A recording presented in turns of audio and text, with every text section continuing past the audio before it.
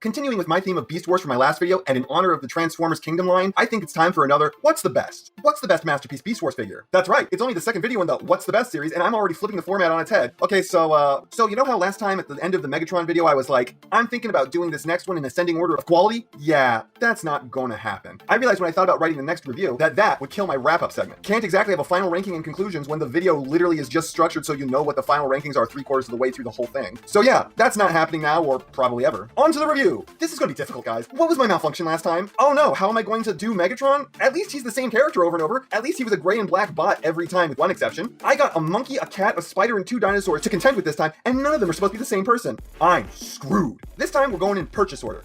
Dinobot. Yep, Dynabot was the first MP Beast Wars figure I picked up, and I want to be clear, I did not have the money for this guy at the time I bought him. My card was rejected when I tried to buy milk because of this guy. He left me with 28 cents in my account. And I'm sorry, everyone. I bought him off a scalper for 300 bucks. I'm sorry. I know. Fuck scalpers. I'll never do it again. Don't do what I did, like both the things I did. Don't spend money you can't afford to spend, and don't buy from scalpers. Anyways, I should probably talk about the figure sometime during this toy review. Dinobot was my favorite character in Beast Wars. Controversial fave, I know. And I really wanted this figure to smash this out of the park, and it kinda just doesn't. Okay, so my main visual problem with this figure is his neck. It's extremely too thick. He looks like a thumb. There is no actual head, it's just neck all the way down. It's like this to accommodate the light up gimmick, but guess what, guys? Mine doesn't work because it literally breaks itself. The compartment for the batteries is too tight, at least on mine. And that means when the batteries are in it, they flex the plastic, which flexes the electrical connectors until they are no longer in proper contact. I can bend them back into place, but then they just bend themselves free again within 3 hours or so. So it's just not worth doing. Opening mouth is cool though. Too bad the fat neck in conjunction with it makes it look like he's got a double chin. Next up is the crying point everyone has. The sword is the wrong color. I don't know why they chose to make it off pink, but it sucks. It sucks the life out of this accessory. And lastly, and probably more importantly, is that the ankle tilts are on friction joints. Really weak friction joints. It's almost impossible to get him to hold his stance like this. That makes Dinobot a bit of a mess to pose. Couple that with the fact that he's kind of famously brittle, and that it's really hard to get these panels to tab in and stay in, and Dinobot's looking kind of shaky here. If you can get his ankles working, he has a lot of posability. His wrists bend. Again, very important for a character who uses a sword.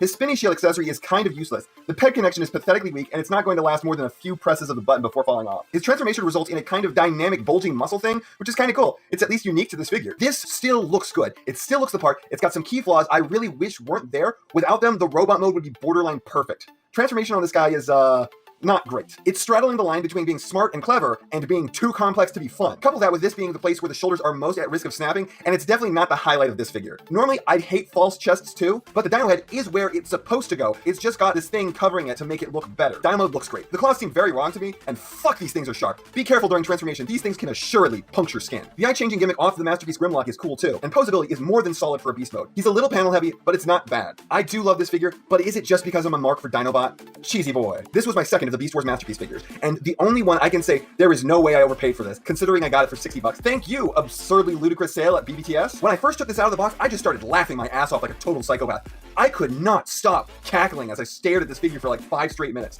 It's so perfect. It's like I was actually holding Cheetor in my hand. Like the CGI model came off the screen and I was physically holding it. It was crazy. I don't think there's a way they could have achieved a more perfect rendition of his robot mode. He also poses great. I got no real complaints. Punches up the posing with some forward butterfly. It's good. It's real good. Time for criticism though. I had him holding both his guns in a pose for a while, and because of the vibrations walking past him, the butt gun actually wore off the spots on the figure.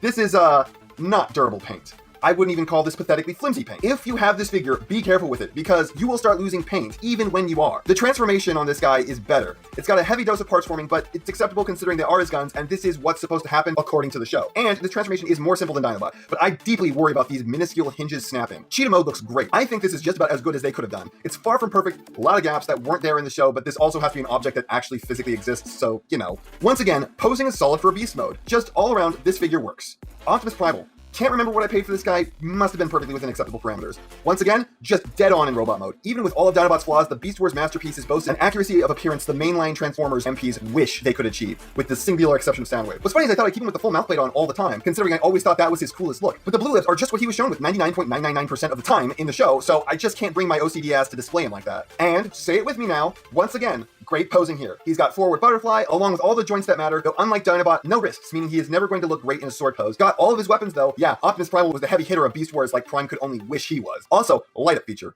Yes. Transformation on you wouldn't think would be too hard considering you are turning a humanoid into an ape, but it literally took me over an hour the first time to figure out how to do it. There's just a lot of parts on him that seem like they are only opening 30% as far as they should, and that was confusing. Plus, every component gives you probably 1 degree less clearance than you actually need to get the parts out. The whole thing is just kind of scary and fiddly, with parts that need way too much force to move through way too small spaces that my fingers just don't want to fit into. And while my hands are fucking enormous, what they are is long and wide, not thick. I've got spindly spider fingers, but this needs like the fingers of a child. Anyways, this transformation really shouldn't be as frustrating and concerning as it is. And now we've got a monkey. Looks great, face is in a kind of strange place though. Weirdly enough, the ape doesn't quite pose as well as the dinosaur or the cheetah. Figure's good, what can I say?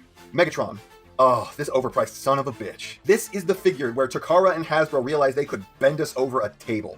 It looks great. Let me not diminish this. He looks great. And he does the thing I literally disassembled my original Beast Wars Megatron figure as a child to try and get. He has a working arm in the tail. Poses rock steady because he has literal, real toes. It's almost like humans have those for a reason. These really do help. I swear the waist is on oiled ball bearings though, and he doesn't have the forward butterfly of the other figures, so he is lacking there. But it's not something the guy with a dino head for a hand and a tail for the other is in much need of. Pose is good enough, looks great, faces are great, paint's great, all of his kibble can come off, and a light up gimmick. Yes. Almost makes up for the transformation. This is a shell former, a true blue shell former.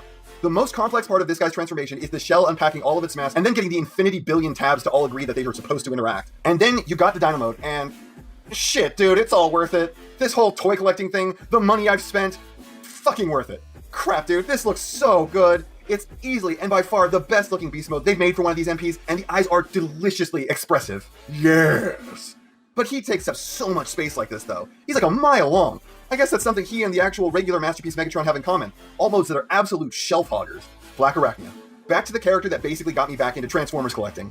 I knew I had to get her for that reason alone. And well, it definitely puts the show accuracy of the figure I got back into Transformers just to experience to shame. And like, damn son, that is what she is supposed to look like. Clean and delicate, that's this figure. I gotta say though, I wish she came with the ability to take off the forearms and put on some more human ones. I have never thought the Nightmare Claw suited her. She's a scientist, a seductress, and a spy. She needs hands for all that stuff. Fun fact, back when I was a kid, I hated her because in the first episode she is introduced, there's a scene where she kicks Cheetor in the face, and at the time I really liked Cheetor, not realizing how much he was supposed to suck.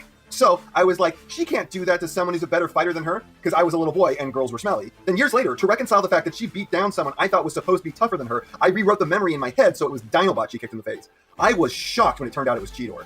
Looks great, poses great, the spider limbs allow her to get off some crazy poses that no other figure can pull off, and they're just clever. I'm not going to transform this, there is no point. You've seen the spider mode. Yeah, that's straight dog shit, not worth anyone's time. Transformation is bad, disconcerting, and parts forming, that's all you need to know. Okay now, so what's the best? This is going to be a hard one, guys. Every last one has pros and cons. Every last one has a transformation I worry will break the figure, but bottom of the order has to be Black Arachna. What seals it is her alt mode isn't even good enough to bother transforming the figure to get into. That one's the only easy one on this list. Next up has to be Megatron. Despite the look of this thing, when you're actually holding this figure, there's a weird lack of life in the hand feel that I just can't explain. It's just dissatisfying to hold. Going controversial here, next up is Primal. Beast mode poses worse than the other two top candidates, the transformation is way less fun than it should be, and the lack of articulation is a strike against the figure. If you can't look good with swords, why have swords? Okay, I was racked with indecision, but I finally come to terms with the answer. Cheetor's paint has worn off from me existing near it.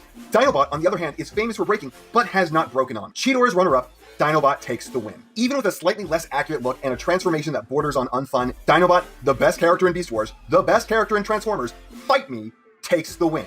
And let me say right here and now, I think if you're a Beast Wars fan, all these figures will find a way to be good in your eyes. I wonder how Kingdom will live up to these. Anyways, I know, you know, what everyone else tells you to do at the end of these videos. So if you like what you saw here, please do that. And if you'd like to take it a step further, then please share this video with any friend you think might be interested. I hope you all enjoyed listening to me waste your time.